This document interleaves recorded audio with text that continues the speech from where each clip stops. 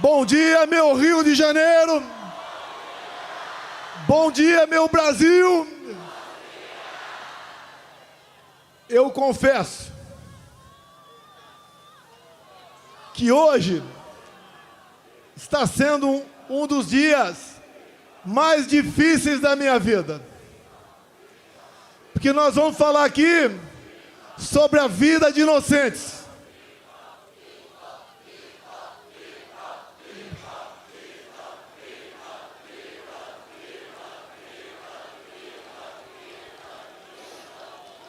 Nós vamos falar sobre a vida de inocentes, sobre a vida de pessoas que estão sendo injustiçadas.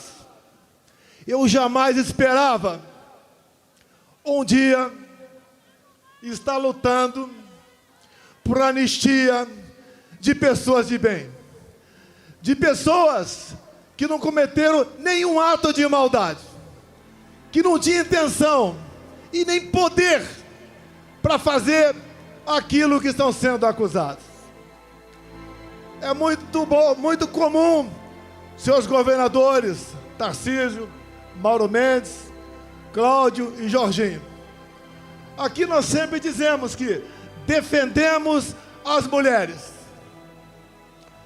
Qualquer coisa contra uma mulher é uma polêmica enorme no Brasil.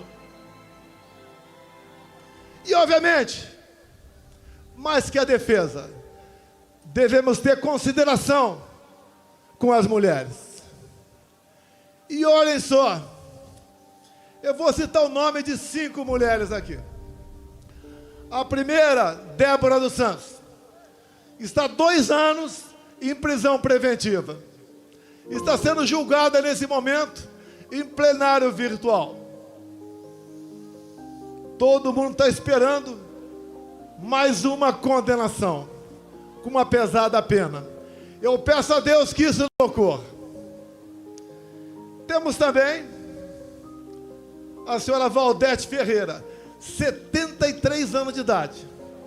Condenação, Cláudio Castro, 11 anos de cadeia. Temos também a senhora Iraci Naguchi, 71 anos de idade. Condenação, Tarcísio, 14 anos de cadeia. Temos aqui de Santa Catarina, Jorginho, a senhora Fátima de Souza, 67 anos de idade. Condenação, 17 anos de cadeia. E a última aqui, eu cito o Mauro Mendes, que é de Mato Grosso, mas a senhora do Ceará, senhora Francisca Ildete, 62 anos de idade. Condenação, 13 anos de cadeia. E mais dezenas de condenações. Homens, avós, jovens mulheres, mães que acordam e dormem sem dar um beijo nos seus filhos, como faltou aqui agora, como havia combinado com o Bruno Scheid, trazer uma senhora de Ji-Paraná, Rondônia. Essa senhora tem 6 filhos, o mais velho 10 anos, o mais novo 10 meses, o marido um caminhoneiro, que chegou num frete de Rondônia, naquele fatídico domingo de 8 de janeiro, lá em Brasília. Tomou um banho e foi para a esplanada. Acabou sendo pego. Condenação, 14 anos de cadeia. Essa senhora com 6 filhos teve seus vencimentos como servidora de Rondônia bloqueados. Vive de favores. E esse homem está foragido. Talvez esteja na Argentina com dezenas de outros patriotas. Eu jamais pude imaginar um dia na minha vida que teríamos refugiados brasileiros mundo afora. Até há poucos anos, A gente não sonhava em passar por uma situação como essa. E estamos passando.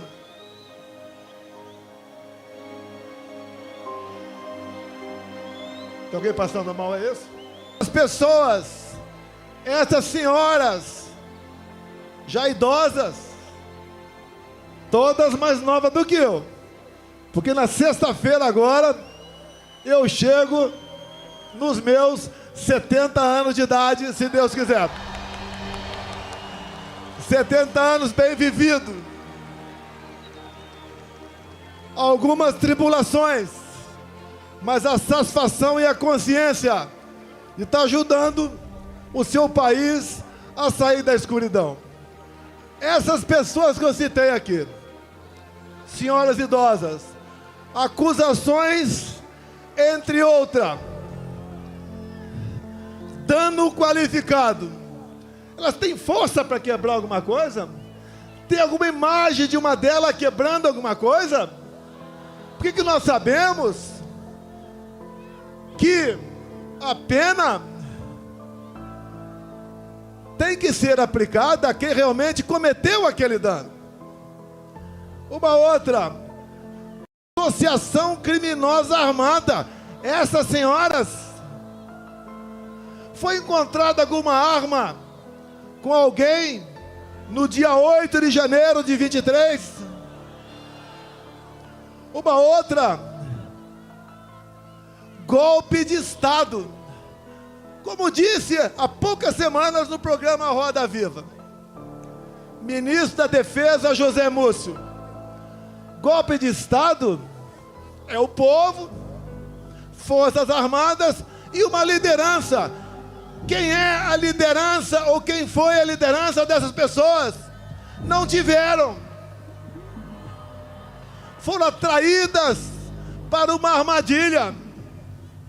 Até o presidente da República, que costuma acordar tarde durante a semana, acordou cedo domingo e foi para Araraquara. Outro dia conversei com um colega de Israel. Ele falou: que golpe foi esse que o Mossad não ficou sabendo? Quando se há uma tentativa dessa natureza pelo mundo, em poucos minutos, o mundo todo toma conhecimento. Mas qual o objetivo deles? O que eles querem? Todas as narrativas contra mim foram para o espaço. Marielle Franco, baleia, 100 imóveis no Vado Ribeira, móveis no Alvorada, joias, vacina, tudo foi embora. Sobrou a fumaça do golpe. Quando o Malafaia fala em dispositivos constitucionais, eu talvez, por obrigação, conheço um pouco mais a Constituição do que ele. Quando se fala em estado de sítio, estado de defesa, o primeiro passo é o presidente convocar os conselhos da defesa e o Conselho da República. Foi convocado? Não! Você vai naquele trabalho mal feito daquela banda da Polícia Federal que serve Alexandre de Moraes. Está lá que o golpe, segundo eles, começou no dia 29 de julho de 21. Alguém sabe o que aconteceu nesse dia? Você não sabe. Uma live que eu fiz lá no Alvorada e critiquei o sistema eletrônico de votação, onde eu dissequei um inquérito aberto em novembro de 2018. Inquérito que até hoje está em aberto. Inquérito esse que eu mostrei para os embaixadores, que no dia seguinte o Alexandre de Moraes classificou esse inquérito como confidencial, ou seja, secreto. Secreto por quê? Qual é a alma da democracia? É a transparência, é o voto, é a contagem pública dos votos, é a certeza que o eleitor chega de dizer que votou em tal pessoa, o voto foi para aquela pessoa. Eu não estenderei muito não, que o Malafaia, tecnicamente, se comportou como um brilhante advogado aqui, apesar de ele não ser. Eleições de 22, a gente arrastava multidões pelo Brasil. Foi aqui no 7 de setembro, tinha mais gente do que agora. Fazíamos motocicletas pelo Brasil todo. São Paulo, segundo lá, a Polícia Militar, batendo 300 mil motos. Foi em Santa Catarina, foi em Mato Grosso, foi no Brasil todo. O agro estava quase 100% fechado conosco. Os cristãos, da mesma maneira.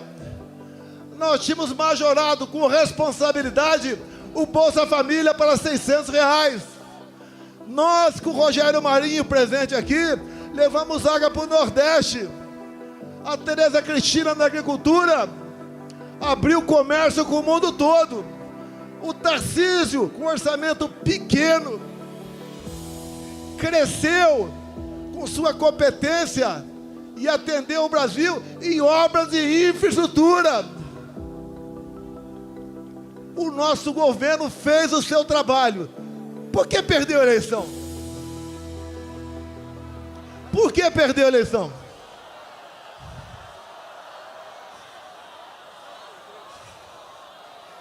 Será que a resposta está no inquérito 1361, secreto até hoje?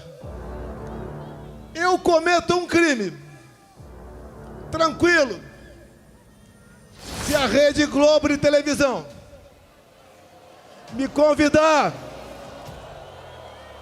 para, a exemplo do que tive no Flow agora, 3 horas ao vivo, Rede Globo, 3 horas ao vivo, vocês perguntem o que bem entender. Eu quero 30 minutos para falar do Brasil, mas pergunte o que bem entender. E eu abro esse inquérito secreto ao vivo na TV Globo. Não sei se meus advogados conseguirão esse inquérito, mas se a divulgação do inquérito foi o início do golpe, o povo tem que saber o que está nesse inquérito.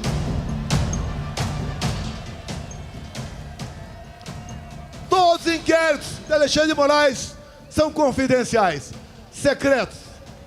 Ninguém pode saber de nada o que está ali. Ele começou a investigar o presidente da República em julho de 21.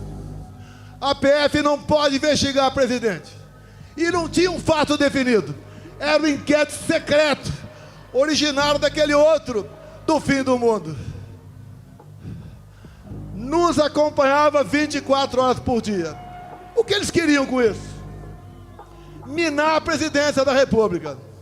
Não queriam que a gente continuasse. E houve sim mão pesada do Alexandre de Moraes por ocasião das eleições de 22. Por exemplo, segundo decisão dele, eu não podia mostrar a imagem do Lula defendendo o aborto. Eu não podia botar a imagem do Lula defendendo ladrões de celular, dizendo que isso era para tomar uma cervejinha. Eu não podia mostrar a imagem do Lula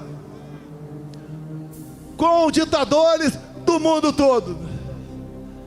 Eu não pude mostrar o Lula em 2009 no Irã defendendo o enriquecimento de urânio para aquele país, e o Lula dizendo que era para fins pacíficos. E nós sabemos, o que o Irã sempre quis foi varrer Israel do mapa.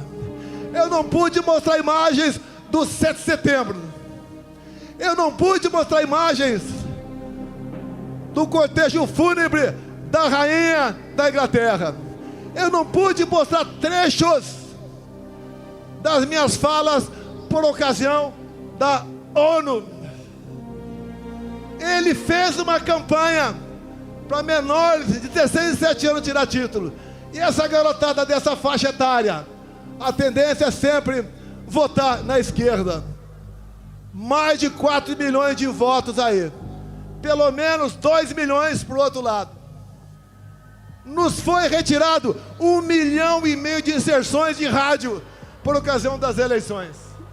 O outro lado podia fazer tudo. Me chamava de misógino, de fascista, de nazista, até de pedófilos, cara, me chamaram. De assassino da Marielle Franco. Podia tudo. E nós vimos de uma pandemia e de uma guerra. E nós demos tudo pelo Brasil. Se não fosse a excelente qualidade dos meus ministros e teus assessores, o Brasil tinha afundado na economia. Mas foi diferente. Atendemos os mais humildes com auxílio emergencial. Compramos 600 milhões de doses de vacina para quem quis tomar. Não exigi de ninguém. Não cobrei cartão vacinal. E o mundo está vendo agora o que foi aquele período, em especial, um relatório do Congresso americano de 500 páginas sobre o assunto. A verdade dói e pode tardar, mas ela não falha. Essas pessoas que estão presas, homens e mulheres, idosos, jovens mães, esse é o motivo desse nosso encontro aqui hoje em Copacabana. Mas o que eles querem no final das contas, como o ministro disse há pouco tempo, nós derrotamos o bolsonarismo. O que eles querem? Como viram que a questão da inelegibilidade dá para ser alterada, afinal de contas, me tornaram inelegível. Por quê? Pegaram dinheiro na minha cueca? Alguma caixa de dinheiro no meu apartamento? Algum desfalque estatal? Porque me reuni com embaixadores. E a outra, porque subi no carro de som do Silas Malafaia. A primeira, abuso de poder político. Não ganhei nenhum voto com aquilo. A outra, abuso de poder econômico. Não gastei nenhum centavo com isso também. O que eles querem? É uma condenação. Se é 17 anos para as pessoas humildes, é para justificar 28 anos para mim. Não vou sair do Brasil. A minha vida estaria muito mais tranquila se eu estivesse do lado deles. Infelizmente, quem prejulga e julga e faz maldade contra o povo, não posso estar do lado dessas pessoas. Escolhi o lado mais difícil, o lado do meu povo brasileiro. Não tenho obsessão pelo poder. Eu tenho paixão pelo meu Brasil. Se algo na covardia acontecer comigo, continue lutando. O que eles querem aqui no Brasil é fazer igual a Venezuela. Lá foi implementado o voto impresso por pressão do governo Biden. E a primeira vez que teve eleições com voto impresso lá na Venezuela, o que aconteceu? Primeiro, o Maduro tirou da sua frente a sua oposição. Tornou Maria Corina e Capriles inelegíveis por 15 anos. Qual a acusação? Atos antidemocráticos. Alguma semelhança com o Brasil? Quando eles querem me tirar por uma condenação, já que a inelegibilidade está ameaçada para eles, inventam uma historinha de golpe. Que golpe é esse que eu tenho que provar que não dei? E tem que ser o contrário. Eles têm que provar que eu tentei. Queria dizer que o golpe começou no dia 29 de julho de 21 e terminou no dia 8 de janeiro de 23. Ninguém engole essa história. E só não foi perfeito essa historinha de golpe para eles, porque eu estava nos Estados Unidos. Se tivesse aqui, estaria preso até hoje, ou quem sabe, morto por eles. Eu vou ser um problema para eles, preso ou morto. Mas eu deixo acesa a chama da esperança, da libertação do nosso povo. Afinal, o Brasil é um país fantástico. Desculpem o pessoal lá de Israel. Aqui é a terra prometida. Aqui é a terra de Deus. Aqui temos gente do mundo todo. E não vai ser uma pessoa que vai nos derrotar, que vai nos intimidar. E agora, indo para o encerramento, senhores deputados federais, senhores senadores, parte presente aqui, nós temos um compromisso que está no coração de qualquer um de vocês. É buscar anistia aos nossos irmãos e irmãs que estão presas nesse momento. Não podemos entender que continuemos tendo órfãos de pais vivos pelo Brasil. Não existe maldade maior do que essa. Hoje, por levantamento, já temos voto suficiente para aprovar na Câmara. Como disse aqui Rodrigo Valadares, lá de Sergipe, que é o relator dessa proposta, e também o sócio de Cavalcante, que é o líder do nosso partido lá na Câmara. Nós seremos vitoriosos. Nós veremos aparecer a justiça, se não é para aquele outro poder que existe para isso, pelo poder legislativo, que até o Lula vete. Nós derrubaremos o veto. Agora, por que a esquerda está contra a anistia? Já que eles, ao longo da história, sempre foram beneficiários de anistia. Como disse há pouco tempo, editorial, o jornal O Estado de São Paulo. Se tirar das mãos do PT a falsa bandeira de defesa da democracia, o PT não existe. Não tem o que apresentar para vocês. Nem para alimentar o pobre, que eles sempre disseram que a nossa meta é dar comida para o pobre, nem isso tem mais. Pesquisas, acreditem ou não, lá no Rio Grande do Norte, eu estou na frente do Lula.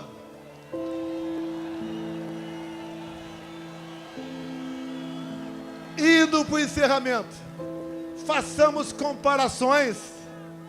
Compara o nosso governo de poucos anos com o atual. Dá para comparar. Dá para comparar. Na infraestrutura, o atual ministro do PT com Tarcísio de Freitas.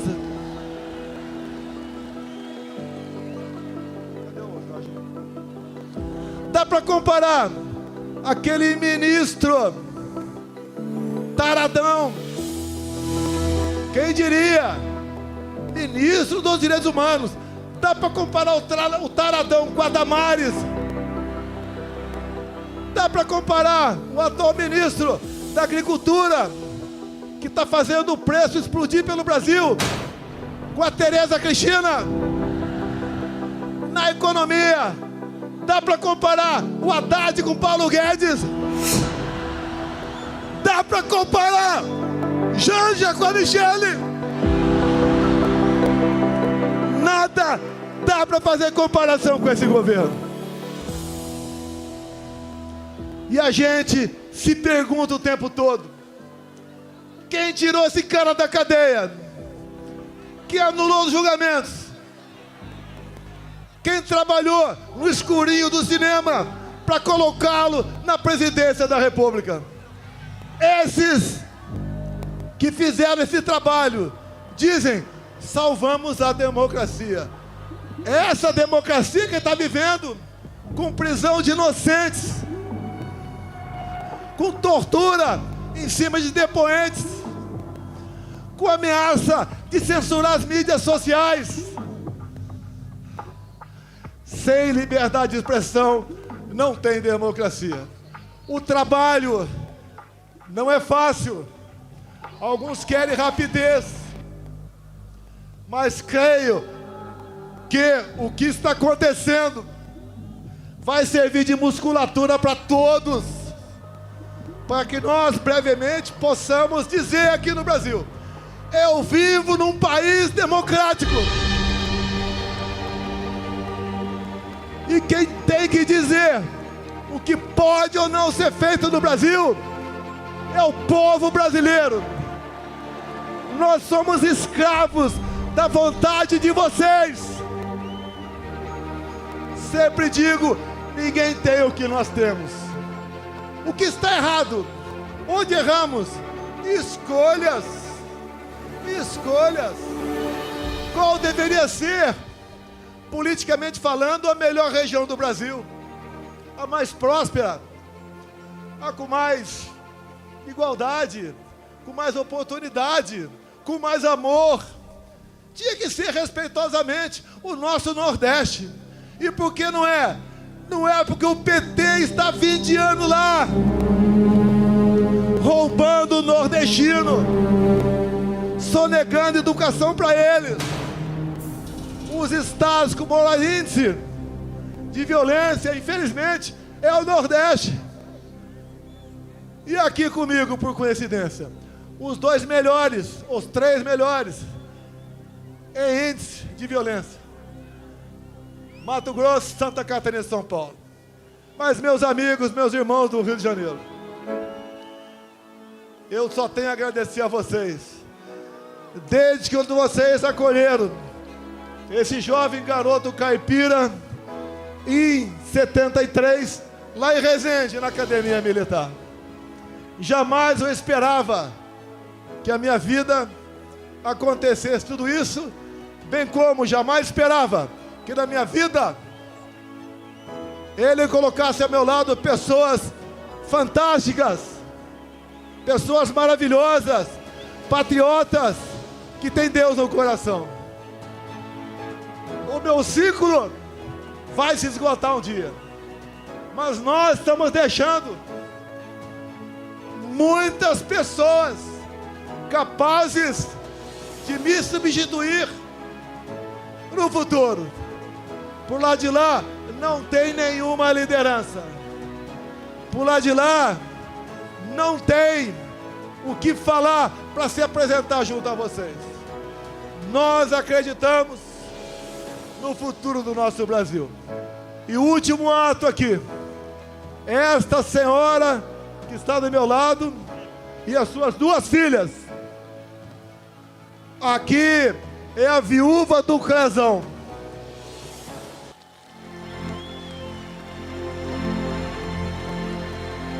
Ao seu lado aqui as 2 filhas. Uma família que tendo em vista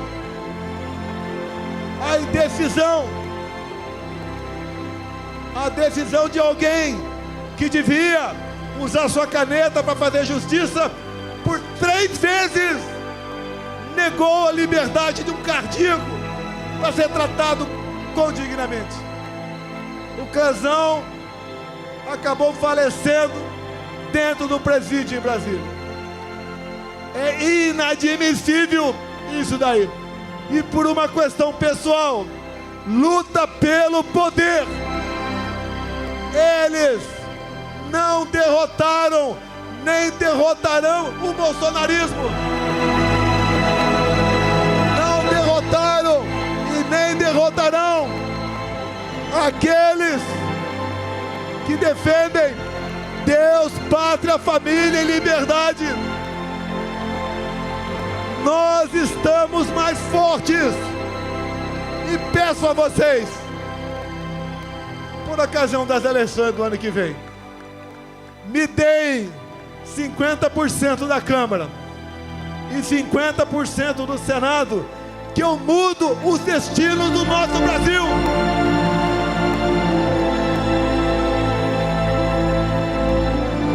Tenho certeza, e deixo claro aqui, esse 50% aqui, Mauro Mendes e Tarcísio, não é PL não, tem gente boa em todos os partidos. Eu, inclusive, há poucos dias, tinha um velho problema e resolvi com o Kassab em São Paulo. Ele está ao nosso lado, com a sua bancada, para aprovar a anistia em Brasília. Todos os partidos estão vindo. A população cada vez mais está consciente da maldade que foi e que está sendo com os presos de 8 de janeiro. Vai ser uma data para ser esquecida para sempre. As marcas perdurarão para sempre, mas uma data para ser esquecida ou conhecida por uma minoria que, usando o poder da sua caneta, tentou jogar o Brasil nos braços de uma ditadura que vocês sabem como ela começa e como ela termina. Ainda dá tempo. O Brasil precisa de cada um de vocês. No próximo dia 6, estaremos na Paulista, em São Paulo. Depois iremos para o Nordeste. Talvez Aracaju, do deputado relator. E assim nós vamos ganhando força. E com a verdade ao nosso lado, vamos mostrando que o Brasil tem sim de verdade. E dizer àqueles que não gostam de mim, lá de Brasília: eleições sem Bolsonaro é negar a democracia no Brasil. Se eu sou tão ruim assim, me derrote. E uma esperança para nós: o TSE, Tribunal Superior Eleitoral, por ocasião das eleições do ano que vem, será um tribunal isento, diferente daquele que conduziu as eleições em 2022. Muito obrigado a todos vocês. Obrigado a Deus pela minha segunda vida. Obrigado a esse povo maravilhoso que cada vez mais se interessa por política, que cada vez mais fala em valores e princípios. Para esse povo que está mudando o destino do nosso Brasil. Muito obrigado. Brasil acima de tudo.